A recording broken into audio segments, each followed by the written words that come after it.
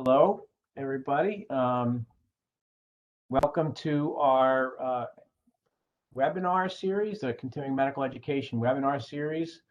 The title of this event is called Image Sharing, the Value to an HIE or a Health Information Exchange. And this session is being recorded and has continuing medical education opportunities available for it. We'll discuss how to get that at the end. Let us go to our next slide.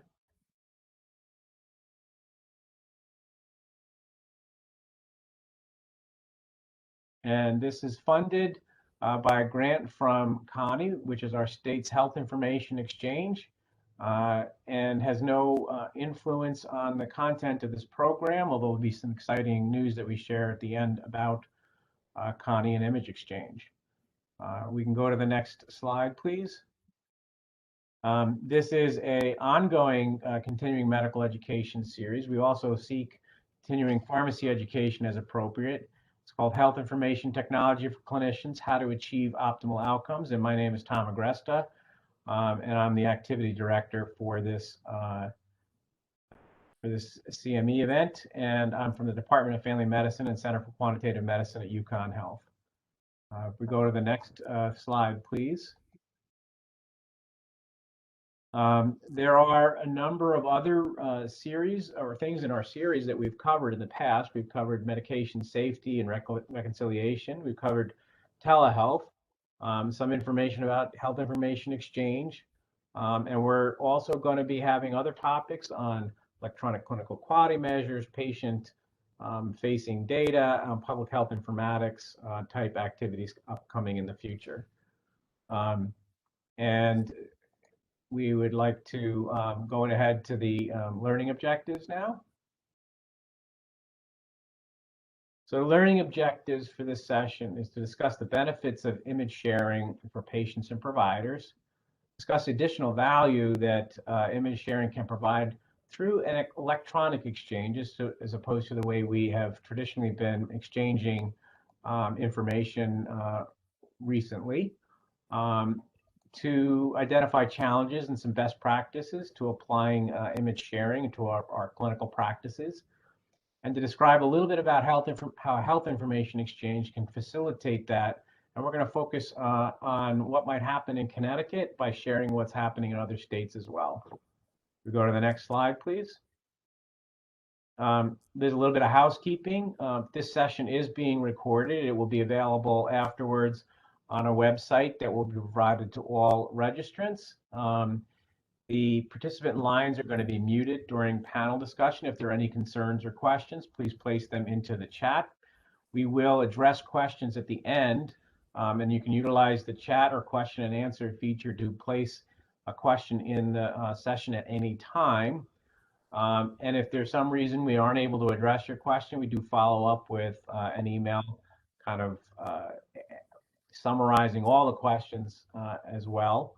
And if you are registered for continuing medical education, we will send you information after the event to share with you how to achieve that CME. If we go to the next slide, please. Our presenters today, we're pleased to have Dr. Alan Kay. Dr. Kay is a radiologist. He has been an advocate for utilizing information exchange for a variety of things for over a number of years. He's been as part of the Health IT Advisory Council for the Office of Health Strategy and a number of other sort of advisory councils at the state level. He's the former chair of the American College of Radiology, and he's currently practicing as an independent radiologist. And we're really pleased to have him share the value and what can be achieved with image exchange. Ryan Bramble is currently the executive director of the CRISP, which he'll explain to you in much greater detail. CRISP is the technology vendor that actually supplies our HIE with its with all the technology required to exchange data. And he's the executive director down in the DC, Maryland, Virginia, DC area. None of our presenters have any conflicts that they need to disclose for this event. If we go to the next slide, we're going to turn this now over to Dr. K, and he's going to take us through why do we need this?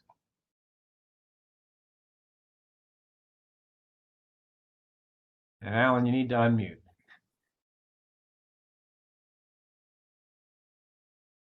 Sorry, there's the first technical glitch. But thanks very much again thanks everybody for listening to me and attending, and Tom for inviting me to do this. So why are we here?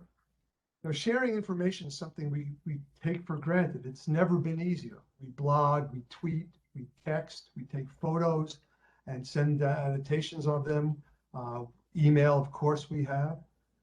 And there's this disconnect between what we do every day, at least many of us on this call, the healthcare and the industry that we're in, versus the finance industry, where ATMs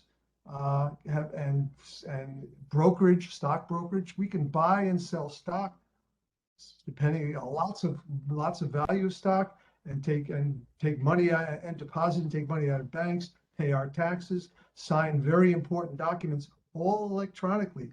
Things that one would expect have to be extremely secure, and they all are, and they work very well. Next slide, please. So we're fortunate to live in a state where access to healthcare is fairly easy. All of our major arteries have institutions and physicians and other providers all along the arteries. Next slide, please. Well, in my area, Southwest Connecticut, a trip along 95 has numerous hospital signs, has independent practices. Advanced radiology is my former practice. Groups of physicians like ProHealth and Community Medical Group, hospital systems like Yale New Haven, Nuvance, Hartford Healthcare, and where I practiced in Bridgeport, there's Bridgeport and St. Vincent's right across town from each other. In addition, there's lots of independent physicians and other medical providers that need to speak to each other. Next slide, please. This is meant to show that in many cases, the larger entities form like castles. Some might call them silos, with moats around them and drawbridges with limited access to and from. And that creates a difficulty in places like Southwest Connecticut, like Connecticut in general, where you may go 3 or 4 miles along the highway and be closer to a different hospital. And there's a lot of fluidity where patients seek their care, not only among hospitals, but among practices, physician practices, and other providers. So there's an importance for the flow of information between them, because we could go one day to St. Vincent's and another day, or maybe even the same day, to Bridgeport Hospital for an ER visit, depending on where the ambulance takes us, or depending on which doctor we go to and where they spend most of their time. Next slide, please. So just a little bit of history. In the 1990s and early 2000s, there was a major push for aggregation of data into electronic health records. And that largely led to really the written medical record. And so there was a National Quality Foundation, which found, and the Institute of Medicine, which found that sharing of information electronically had major benefits from safer, more affordable, and better coordinated care, and in doing so, and decreased errors, and electronic medical records could pay for themselves. That led to federal initiatives where they amended anti-kickback laws, which permitted hospitals to donate hardware and software to their medical staff and not be subject to prosecution. That came with significant subsidies by the federal government for the above, and paying hospitals millions of dollars to allow them to provide those things to their medical staff. But there was a requirement of something called interoperability, where one system would have to be able to talk to others so that they would not be siloed. But at the time, there were none that could do it, so they made it so that it had to have the capability for seamless access to historical and current information. Next slide, please. So interoperability was essential to the whole thing, but it was slow in adoption. First of all, the standards were not as refined as they are today, And so they needed to have similar types of engineering standards and electronic languages that they spoke to each other. The health information exchanges became something that was very much highly thought about, and as a way to breaking down those silos. So the federal government had very generous subsidies to states and to others to start health information exchanges. But that was going to only last for a little while, and they needed to be sustainable. On the other side is that many providers consolidated into systems had a corporate interest that was to, with large sunk costs and thinking about the future costs that would come, that would maybe disincentivize the sharing of information because of decreased revenue when you had something they call leakage. That led to legislation in the state in 2014 and then amended in 2015 to mandate development, not only the development of health information exchanges, but also for the mandating that the providers join. Then came on the federal level, it was noted that there was a lot of information blocking, active inhibition of sharing of information, and that led to the Federal Cures Act, among the provisions of which was very strong penalties if you do not share your information and you do not adopt interoperability. Next slide.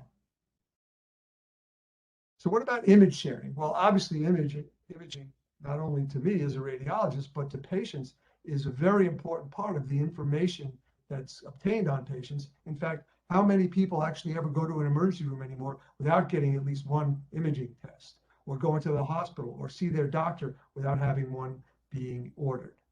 So in the 1980s, the first way of sharing images was to have like the equivalent of a scanner, where you laid a piece of film on a platform, backlit platform, and it scanned very, very slowly. And that was great for real emergency situations, like a bleed inside the brain on a CAT scan or something like that. But you can see where that would certainly not work in a mass way. It took sometimes an hour to transmit one image.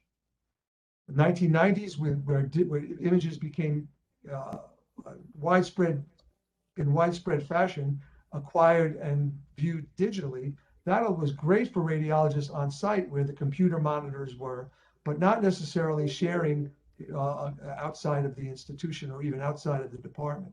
And so something called SneakerNet, where you picked up and carried and walked with your sneakers, picked up the films and took them outside. Copies of the films were made and done that. Inconvenient, inconsistent, there were delays and certainly costly. In the 2000s, when we had increased bandwidth, and remember, imaging has a lot of data. An X-ray exam, a CAT scan, MRI have a lot of data. The increased bandwidth allowed much more availability and cost, and you had PACS, picture viewing systems, that could be distributed geographically, even outside the region. That led to teleradiology and other things. But when a patient needed to show images to a referring physician outside, for the most part, until the early 2000s, they had to get a disc made. In the 2010s, now, there are patient and physician portals where that can be accessed over the internet, but for the most part, SneakerNet is still the way, carrying a disc to your doctor, or if you go out of the area, to show them. Where's the interoperability in all that? Next slide. Next slide, please. So here's some clinical situations. I won't go into these in depth, but I'll mention two because one of them was recent and I was directly involved, and another one is today. So a patient comes to the hospital emergency room where I'm practicing with acute abdominal pain, and the ER doc asks for CAT scan. Just so happens that the patient had been at the hospital across town and had a CT that morning. Well, because my practice worked in both hospitals, we were able to go from one computer to another and see the CAT scan from the other hospital, which showed some things, but we felt that then made ultrasound more appropriate examination. At that point, we found an acutely surgically inflamed gallbladder, and the patient was taken to the operating room for immediate surgery. Another CAT scan would not have helped. Ultrasound shows certain things that CAT scan can. And just today, even minutes before this call, I was involved with a patient who had some imaging done at our facility, but now fell and was taken to a hospital not too far away. and they don't have the CAT scan, which showed a major abnormality of the foot, which probably led to that fall. And they still can't see the CAT scan done in New Haven. So it's creating tremendous stress for the family, tremendous consternation on the part of the physicians, the ER physicians at the hospital, because this patient, other than that problem, is not going to be able, because of that problem, is not going to be able to be rehabbed. This happens daily, multiple times if you watch it, and it's not excusable. It's inexcusable in this day of of technology and image sharing. Next slide, please. Just a couple of data examples. The studies are coming in, monthly on how HIEs and image and sharing of information reduces cost and other problems, and increases satisfaction, which we'll talk about next. But there's RHIO is basically a regional health information organization. It's an HIE in Rochester, New York. They did a study that there was a 25% reduction in repeat medical images. Now, we'll get into what that does for cost and other things, but that's significant. Yale locally has started a program called Ditch the Disc, which I'll spend a minute on. Next slide, please. So patients are still forced to, this is a quote from their literature. Patients are still forced to navigate mounds of release forms and paperwork only to receive their images on a physical CD. It's important to recognize that for healthcare organizations to realize significant cost savings, increase speed of image exchange, and improve patient satisfaction and outcomes, health groups must adopt a secure health information exchange for diagnostic imaging studies.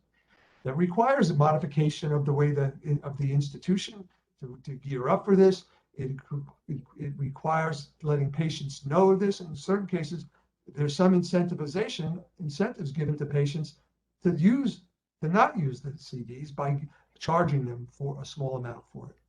So what are the results? In 2019, Yale system burned 142,000 imaging studies to discs at an average cost of $4 just for the discs and the envelopes, not include and approximately 550,000 with an aggregate cost of 550,000 without factoring in the labor costs, including retrieving the studies, the time it takes to do that, shipping, and delivery expenses. In 2020, Yale sent 165,000 electronically and saved $650,000, and that's without factoring those ancillary costs. Currently, they estimate that with transferring some 350,000, so each year it goes up, the ability to transfer goes up to now 350,000 in 2021, and the forecast savings are $1 million. So these are real numbers, and that's just one area where it can make things better. Next slide, please. So let's just review the value to the patient. More rapid diagnosis. That's really the major benefit. But not only that, they don't have to wait. They don't have to use technology that they're not familiar with. It's all done in the cloud. It's all done or on servers that they don't have to have a role in the actual delivery. More targeted treatments more quickly, better outcomes. Clearly, that's what we're going to show. Of course, CAT scan and a lot of other imaging tests involve radiation, which is something we try to limit. Less repeat testing. We saw that the data from Rochester, clearly less cost, and the reduced waiting time of the patient while they wait for their discs. Next slide, please. Healthcare providers are under a lot of stress. A lot of what happens in a hospital is opaque to patients. They see it as delays and errors or difficulties or glitches, but providers are in a very stressful situation, whether you're in an emergency room or in a private office. There's a lot of burnout problems in healthcare these days, not only among physicians, but among all care providers. There's less waiting before the doctor to wait for that x-ray that may be able to be right on their computer. That happened the other day in an outside institution. They can compare studies. The first thing you learn as a radiologist is the best information was there a previous study. That's the real value. improves quality metrics. It's going to reduce liability because if you didn't look at the previous study, you're going to be asked why. Collaboration among physicians that are either in the institution or outside the institution or in their office when they're needed at the hospital, and all those sorts of things. Next slide. Of course, there's the employers, the real payers here of the healthcare, the people who pay the most for the healthcare, and the insurers who represent them. Reduced costs is very important. Duplicate testing is a big source of costs. Outcomes will be obviously is going to be forthcoming, but it's common sense. More rapid second opinions, improved quality scores, reduced leave time for the employers for their people who may or may not have to be hospitalized while they wait for these things, and of course increased satisfaction all around. Next slide. So I don't know if any of you have ever heard the expression better, faster, cheaper, choose to, and I hate to use the term cheap, but that's the expression. Well, I think now, and I know now with respect to image sharing, and certainly technology has the ability to do these things in other ways, we can finally have all three. Thank you very much. So thank you, Alan. You set the stage wonderfully. And now we're going to go ahead and have Ryan share what's going on in his neck of the woods and what we can learn and anticipate occurring in ours. So go ahead, Ryan. Thanks everybody for joining. I'm going to talk about the CRISP HIE. As you might know, we're the technology vendor for Connecticut, but we're also a health information exchange that serves Maryland, DC, West Virginia, and also the technology infrastructure for the Alaska HIE. So you can go to the next slide. The CRISP HIE model is to implement interoperability technology and then share those innovations with other HIEs that serve sort of the same mission, right? So the mission of the HIE is to really build collaboration and provide infrastructure and technology where cooperation is required. And as a nonprofit like Connie, CRISP, and its partner HIEs, all nonprofits sort of try and strive to that mission. And as you might imagine, we do a lot of the same things. So the purpose of CRISP Shared Services, which is essentially the technology infrastructure that CRISP uses, that West Virginia HIE uses, and that Connie is using, our mission is really to assist HIEs in achieving economies of scale, pooling innovation efforts, and implementing best practices. So if a innovative use case like image exchange is implemented in Maryland, it's very easy to then duplicate that infrastructure to the Connie HIE, who can then put their own local policies, procedures, implementation plans on top of the shared technology. So the structure really allows us to provide technology while the HIEs in the local jurisdiction provide all of the groundwork and substance to make that technology work. So I'm going to talk today a little bit about how we're using image exchange in Maryland and in the District of Columbia, and then how those use cases will be very similar to what Connie might implement when it pursues image exchange. So you can go to the next slide. I mentioned that we provide technology. We really want to make sure that the independence of the HIEs are sort of paramount. And so in DC, for instance, there's a separate governance structure here. With Connie, there's a lot of folks, a lot of stakeholders, multi-stakeholder engagement driving use cases.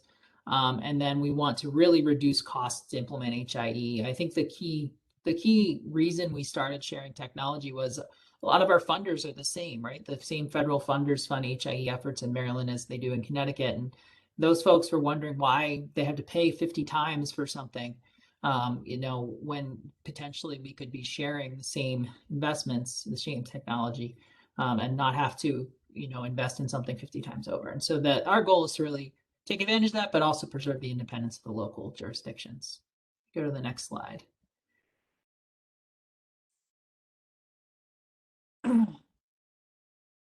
So we're going to talk, and then we're going to show a demo video that demonstrates how the image exchange technology is being used in the areas in Maryland and DC, as I mentioned.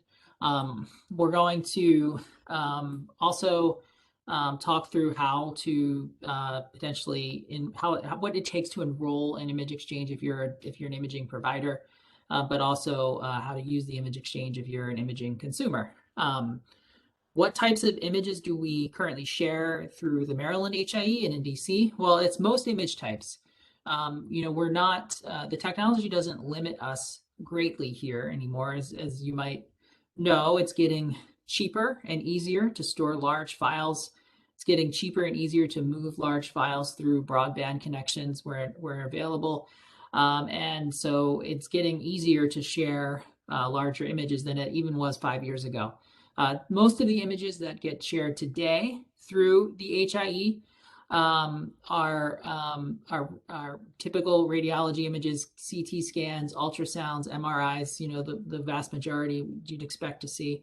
But we could exchange other modalities if necessary. We're not doing a lot of cardiology imaging, for instance, in Maryland, but that doesn't mean we couldn't do that through the technology that we have.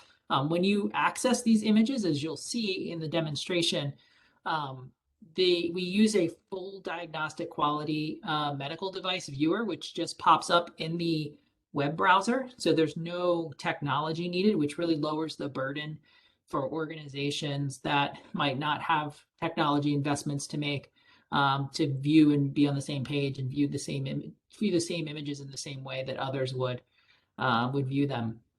And so, as you'll see in the demo, there will be a lot of functionality in this web-based viewing platform that you'd expect in any traditional image viewing device. So we'll talk more about that, but the image types are a lot of image types are available through the HIE, as are the reports which accompany the images. That's an important point to make, is we always start with the reports, the final imaging reports, and then the images sort of attached to those.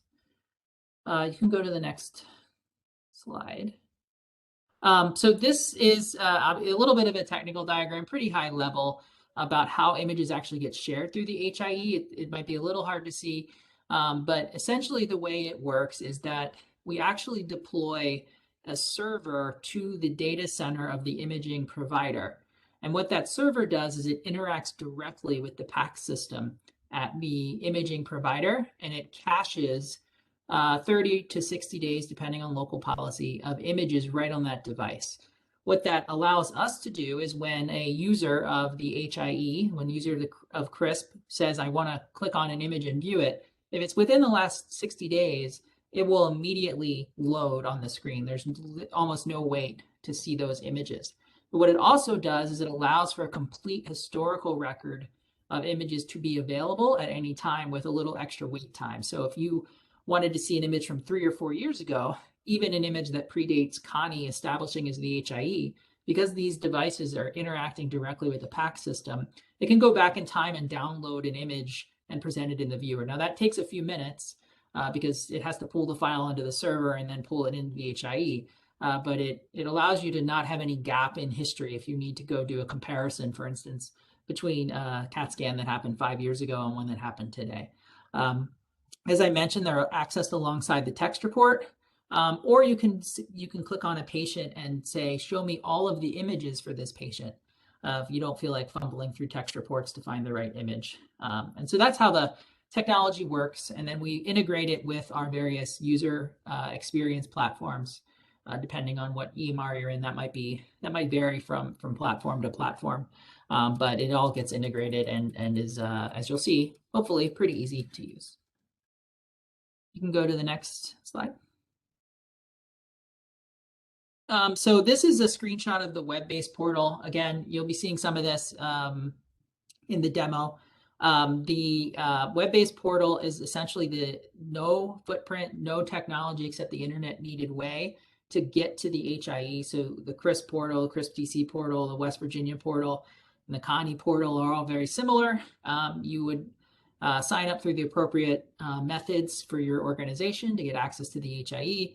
And then if you are using the web-based portal, you get a login and password, and you'd get texted a code every time you log in. And then you just basically search for a patient and pull up their images. If you're in the EHR, which I'll talk about on the next slide, it's a little easier. But in this portal, you don't need any infrastructure at all. Provider's office can sign up, sign a Connie agreement, as they do here in Maryland. You can sign a CRISP agreement, and you'll get access to the portal right away, and you'll be able to view images right within the portal. And so most of our users who are outside of major hospital systems or healthcare systems are able to access the images right from their computer in their office, and it's very simple. If you do have a major EHR, on the next slide, we show our Smart on Fire app. So you can go to the next slide. And this is an app that's integrated directly into Epic, Cerner, eClinicalWorks, and Athena. And this prevents you from having to log in. It prevents you from having to do a patient search. You just load up the chart in Epic, for instance, and you can click the CRISP button, and you'll get this app on the side of the page there, or you can even make it full screen. This app also will be available and is available to Connie users in the same way. So we've image enabled the app in Maryland and DC. And when Connie pursues image exchange, we would image enable the app there. Very simple, replicatable, same technology, not a lot of time wasted, for new implementations. And the same functionality. If you click on an image, you'll get a pop-up window that shows the image. And we'll get definitely exploration of that in the demo. You can go to the next one. And you can click through this if you just want to click through this to pull up all the animations here. This is essentially how you would actually view an image. You see that this report is one way to view an image, and you can see the text report. And then there's also there's a little camera icon, which indicates there's an image. And then you click on that imaging viewer button, and you see the image in your web browser. The demo will do a better job of showing this. So you can go to the next slide. So I wanted to give a little history of the statistics. So CRISP has been in operation since 2009, and it took quite a few years to drum up first get the financial support we needed from the grants, but also drum up sort of support for image exchange in Maryland. And I think that had more to do with the technology limitations back in the early 2010s. It was a little harder to do all of this from a storage and a bandwidth capability even 10 years ago. But as we got most hospitals signed up in the course of the late 2010s, utilization of the service really ramped up fast. And I think Connie's in a good spot because the technology is already there, and I think can go pretty quickly. I wouldn't expect to see the slow roll up as we saw in Maryland through the longer time ago. Technology-wise, 10 years ago is like 50, right? So more recent these days, easier to use the system. But you can see as far back as 2018, when we had 34 of the 51 hospitals participating, we had about 1/18th, I guess, 1/9 of the imaging clicks. This is number of times a user or provider clicked to view an image. October 2018, 1,500 times in that month. And then as we ramped up, you can see jumping from 34 to 45 hospitals created a 6-time increase. And then from 45 to 51, we've really doubled and then tripled since 2019. And it's really one of those services where a provider, if a provider knows that the vast majority of imaging centers are participating, then they're more likely to go look. And there's a less likely that they go in and expect something and it not being there. And I think Connie's in a great spot because it'll likely quickly balloon fast and get a lot of adoption fast. So, but once you get to that penetration where you can expect an image every time, we're really seeing a ton of utilization now, almost 19,000 times an image is viewed. And then we mentioned the 250 times a stroke image is viewed. That's an emergent image, an image that's what they call a wet image that has not been finalized by radiologists, but that allows stroke neurologists to collaborate in real time very quickly to decide what they should do with a patient who might be having a stroke. And so that's a very cool use case also. So you can go to the next. And we've got a demo here. We're going to show a quick video of how this works.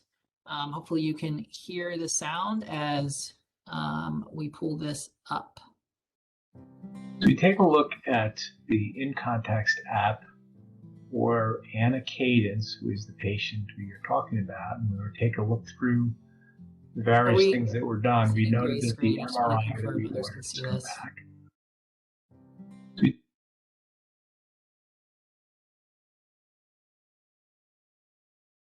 Thomas, can you see the screen? I can't see the video. So I can hear it, but I can't see the video. The screen's grayed out.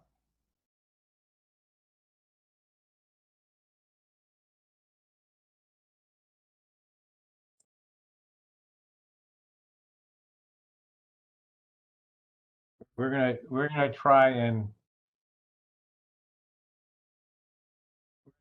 and work on this. I could ask a question while we're waiting, if you don't mind. Go Yeah, for sounds good. Yeah, right. So the chart you Take a showed look with the at adoption, the in context. the chart you showed with the adoption, you stopped at 51 hospitals. I assume that was all the hospitals, all that you're going to get, but relatively low number of I forget what you call it, private groups are doing it. Yeah, the outpatient centers. Yeah, outpatient centers. Is that why do you think that is? And in Connecticut, we have a mandate for providers of a certain size have to do it, but also all hospitals need to do it sooner. So is that similar? Is that the way it is there? And what? Yeah, so there's no mandate in Maryland. The vast majority, I mean, the extreme majority of outpatient centers are owned by the same national corporation in Maryland, and they are not yet participating. And there's some politics to that, and there's some pricing to that, et cetera. So it's the hospitals have all been very eager to share, but there's one giant outpatient radiology center that owns dozens of facilities within Maryland that is not yet participating, and we don't have a mandate, so it's not as easy as forcing them to do it, and so that's the big difference. Right. So there you go. I'll follow up with afterwards. Sure. Oh, okay. So I'm also, the call I was on before this was the consolidation task force of the state looking into acquisitions of physician practices. I have to talk to you more about that to find out. Well, that's an unintended consequence, I think, of consolidation. Makes sense. So it looks like maybe we're good to go. So we take a look at the In Context app for Anna Cadence, who is the patient we are talking about, and we were take a look through the various things that were done. We noted that the MRI that we ordered has come back, and the radiologist had reviewed Anna's MRI and found some abnormalities in image 15 of series 8, and there's a little spot that they were worried about, and so we were able to go up and take a look at the actual image. And once we looked at the actual image, we were able to kind of go through the series. So this opens the image viewer by clicking on that icon, and you're able to take a look through and find series 8. And then you're able to kind of go through and find the various different images. We can actually change the brightness. There's a lot of tools in this image viewer. You can change the brightness to be able to see effectively. And then you're able to scroll through and take a look at the MRI of the hips, where there was a noted abnormality actually in the uterine segment. You can take some tools to kind of actually show where it is and move it around a little bit there. You could label this. You could also take a photo of it and download that. Then you are able to do some comparison, because one of the other parts of the report suggested that there was an abnormality.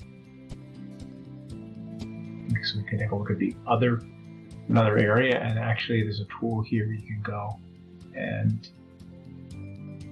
compare one location to another, and so you're actually able to kind of look at the same area on a different view. So these tools are fairly sophisticated. It's a full image viewer that actually looks at the PACS of the originating organization. And then if you're able to go in and say, gee, I want to go look at any other MRIs or other things that were done on this patient, and you can find some that were actually done by checking the radiology box and seeing that there was one done at Johns Hopkins, and you can kind of go in and read the report for that. That report was a couple of years prior, and it does not show anything related to spots that are concerning, that does show some potential endometriosis. You can then actually go back and pull that image down and take a look at the actual image.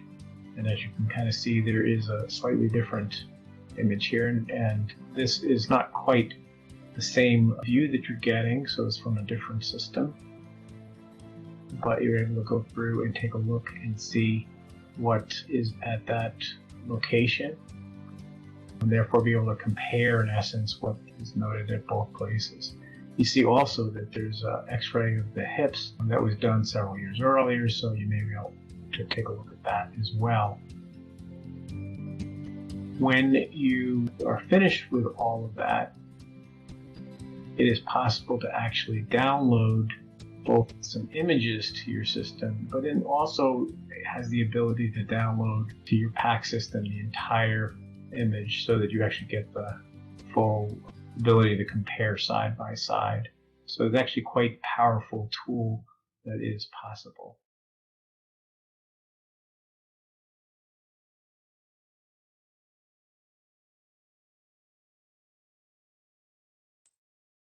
Great. So, if you have questions about what you saw there, feel free to throw them in the Q&A section.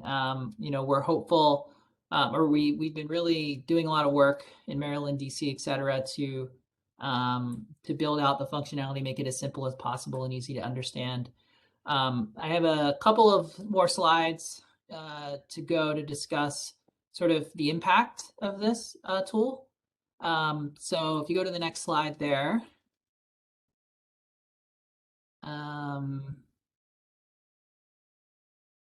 Sorry about the sharing back and forth, somewhat tricky to share a video. But on the next slide, we basically have a discussion of a positive story from one of our Maryland providers. I reached out to some of our providers to get their feedback. And essentially the story talks about a 63-year-old patient who appeared at the emergency room, was confused, had a fall, was seen at another hospital, but then started, had been doing okay, started to show signs of confusion. Wasn't clear what had happened or if there had been a repeat fall. And so the provider logged into the In Context app, was able to see a prior study from University of Maryland Medical Center, and that a head CT had been done 2 weeks ago. And then that report showed a subdural hematoma with mass effect. And using that image, was able to compare the image to the EHR, measure the size of the hematoma, and see that it was much smaller than it was now. So was able to actually see a difference in the imaging from back at UMMC to the imaging that had been taken in the emergency room. And because of this increased size and the confusion, the provider was able to make a treatment decision that would have taken a long time to have happened had there not been the image sharing. So, there are benefits not only to patients, obviously, to not have to schlep CDs and USBs all over the state, but also a lot of benefits to providers to be able to compare with historical images without needing to, call somebody at 3 a.m. and try to get to the medical records department. So that's a real story from a provider here in Maryland that we wanted to share. I have 2 more slides. The next slide talks about what's involved in actually onboarding to the image exchange program. So if Connie were to adopt the image, or when Connie adopts the image exchange, this is hard to see, but basically we talk about the project kickoff. There's a project manager. We implement that server in the data center to connect to the PACS system. We validate all of that is working. We go through a testing process and a UAT process with the actual providers involved to make sure everything's working smoothly. And so there's a straightforward project plan on implementing every one of these. We've done 51 of them in Maryland. We would share those resources and capability with Connie so that there'd be very little hiccup in getting this deployed. And if you have an eager participant, it can be deployed pretty quickly. The part that takes the most time is usually the security team wants to take a look at that server and make sure what it needs to do, or make sure it goes through the steps required to put a server into the infrastructure. And then the last slide, I am on the Care Quality Steering Committee, which is one of the national networks. And there are national efforts going on around image exchange across HIEs or between providers that are, outside of state borders. So the two national networks, Care Quality and Health Exchange, have created standards guidelines for exchanging images between health information networks. Care Quality is actually actively working on 2 pilots by the end of the year. There have been a lot of connectathons to try and prove that this works, but they basically use a standard that the national networks often use for exchanging data, which is a, hey, do you have this patient, or a patient discovery query? And yes, I have this patient. Here are images. Which one do you want? Query for images. This is something that's been long difficult to do, again, because of bandwidth and storage. And as that stuff, again, is becoming cheaper and easier to use, we are seeing some good progress from the national networks to get there. I think they're still a year at least or 2 away from full-scale national image exchange, but they are making progress. And of course, if a Maryland patient were to show up in Connecticut because we're all using the same infrastructure, we've solved that border-to-border exchange already within the HIE. So that concludes my part of this presentation. Thank you, and I'll look for questions in the Q&A and in the chat. So please go ahead and put your questions in the Q&A or the chat. The other is that if you want to raise your hand, if you would actually, if these things were made available, would you use them? You can put a thumbs up or raise your hand, clap hands as a response. That would be good. And while we're doing that, I'm going to go to the next slide. And that next slide is that Connie's actually going to roll out image sharing sometime in the next few months. Actually, it'll end up being, I think, not quite Q2. They may actually go Q1 of 2022. That was the newest information that we had heard earlier today. So that is actually a really positive thing, and it'll be for the organizations that have signed up and have the capacity and want to take that on. I'm going to just share a little bit of what else can be done with an image exchange. So if you go to the next slide, we can kind of see that it's possible to share other types of images too. Just because we've been talking about radiology doesn't mean we can't also share dermatologic images for cancer screening, follow-up, second opinions, sharing from a primary care clinician to a dermatologist. They use the same standards, same kind of image server, same kind of software sharing can occur. Pathology slides can also be done, if you wanted to look at disease progression, second opinions, multidisciplinary cancer boards, even in and out of state. Those are all things that are being considered and being evaluated in other settings. And even though they haven't been done in Maryland, Chris, that's certainly happening in research settings and other places. If we go to the next slide, once you've got images stored and available, they can be used for diagnostic purposes for other kinds of things. Diabetic retinopathy, for example, macular degeneration. You can actually apply artificial intelligence and track for change over time for prognosis. An interesting utilization of image exchange was done through New York, where they actually were able to do some quick look at a number of chest x-rays to look for prognosis on patients who had COVID-19, and they were able to look across their system and come up with 3,600 patients. And their HIE, if they had been able to do it through an HIE, they had it in one delivery network. But you can imagine that, in the next pandemic or something else occurs, we might be able to actually look at these tools in a much more broad way. So just some ideas to kind of keep us kind of thinking. If we go to the next slide, I believe we're at our questions. So I'm going to open it up to questions from the audience. I see nothing in the chat or the question and answer. So if we don't, while we're doing that, I'm going to ask Alan who's been such an advocate over so many years to get this done. How do you feel about where we stand right now? What are your thoughts about where we stand right now?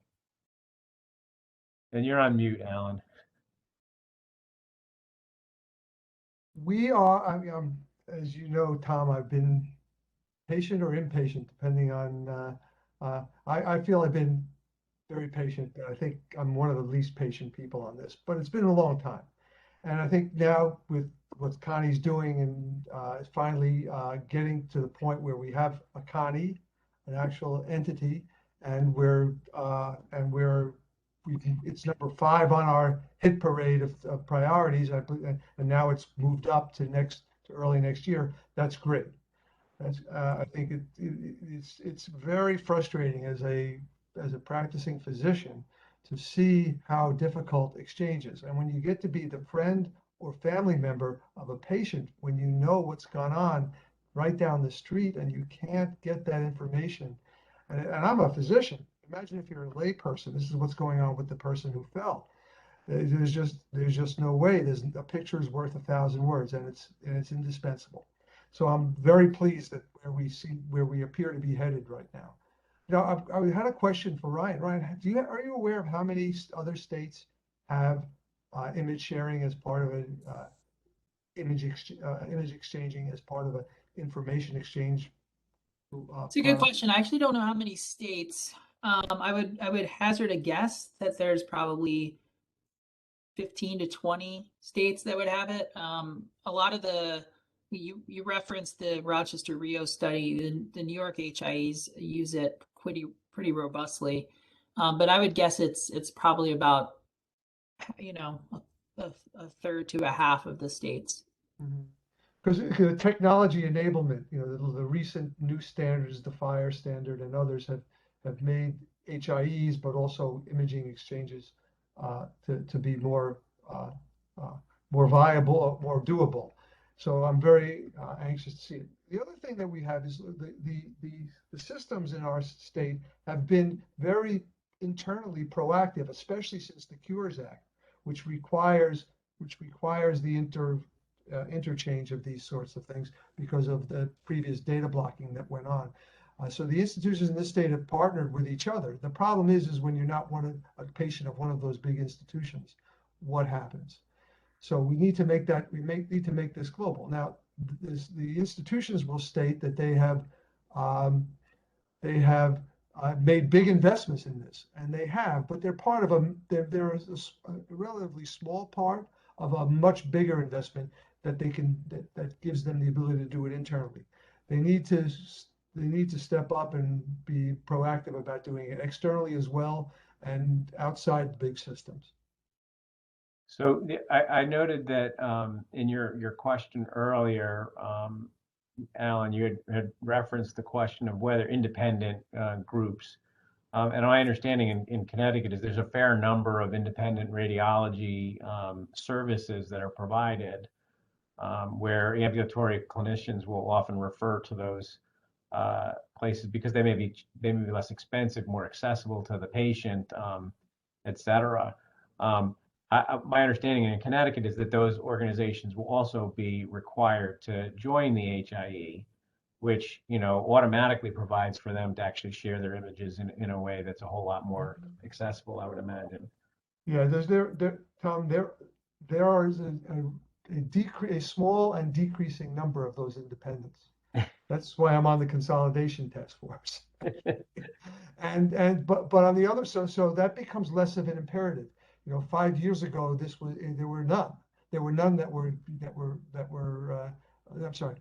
5 years ago, there were many that were independent, and now there are very few. And when you become part of the larger organization, two things happen. One is there's less of an impetus to do it because you have a built-in mechanism for dissemination to a significant portion of your care network, and you don't necessarily have control of it anymore.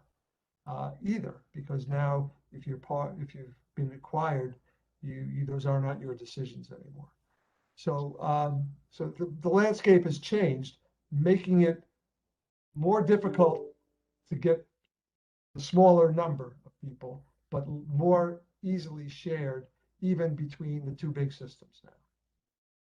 So Ryan, the other place that I kind of think about with image exchange as a real benefit would be in long-term care facilities, because those are often I would kind of consider them patients that are most at risk for having, the services less provided for them in an effective way, because of the least amount of technology exists in those long-term care facilities in terms of electronic health records, et cetera. So I would imagine that in those settings, having, the portal available would actually be a tremendous benefit to the organizations. Because it won't just be, it'll be clinical notes and other things that'll also be available to them, and discharge summaries, et cetera. So it'll be the full wrapped up services of an HIE, and image exchange will be part of that. Have you heard anything or had any experience with long-term care facilities in Yeah, under DC? yeah, that's right. So they are big users, mostly because of all the bouncing back and forth, especially like the long-term rehab stays. And when they're inside the four walls of those facilities, it's pretty easy. But when they bounce in and out, as they tend to do, and they become big users. And then also, and especially in the case of the rehab stays, the primary care provider also needs to track that, right? And a lot of times the primary care provider isn't aware that someone's bouncing from the hospital to rehab to the hospital to rehab. And the HIE helps sort of illuminate everything that's going on there, provide the images, but also just the fact that it's happening. And I'll share some, often people kind of tend to think, well, maybe the primary care clinician won't use images that much in their office.